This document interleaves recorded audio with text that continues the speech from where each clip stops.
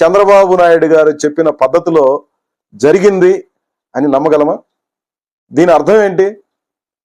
మీరు ఎవరి మీదో కోపాన్ని ఈ రకంగా బజారు పాలు చేయడం తప్ప టీటీడీ ప్రతిష్టని, వెంకటేశ్వర స్వామి ప్రసాదానికి ఉన్నటువంటి నాణ్యమైనటువంటి లేదా ప్రసాదంపై మీద ఉన్నటువంటి పవిత్రతని మీరు అపవిత్రం చేయడం కాదా?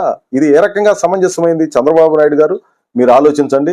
ముఖ్యమంత్రి స్థాయిలో తప్పులు సరిదిద్దబడ్డానికి మీరు ఈ రాష్ట్రం మొత్తానికి హెడ్ గా ఉండేది. తప్పులు కూడా చేస్తుంటే కఠినంగా శిక్షించండి, లేదా వాళ్ళ మీద మీరు ఏమేమి ఛార్జెస్ ఫ్రేమ్ చేస్తున్నారు వాటి ఆధారంగా శిక్షించండి. అది కరెక్ట్. గాని ఈ రకమైనటువంటి మీ స్థాయిలో కొన్ని ఆరోపణలాగా మీరు ప్రకటించేసి దాన్ని వివాదాస్పదం చేయడం, దాని నుంచి లబ్ధి పొందాలన్నటువంటి ప్రయత్నం చేయడం అనేది ఏ రకంగానూ సమంజసమైనటువంటిది కాదు. భక్తుల మనోభావాలను దృష్టిలో పెట్టుకోండి. ఉద్యోగాల్ని అవమానపరిచే రీతిలో మీరు వ్యాఖ్యానాలు చేయబాకండి అని చెప్పి నేను విజ్ఞప్తి చేస్తున్నాను. మీరు ఎవరి మీద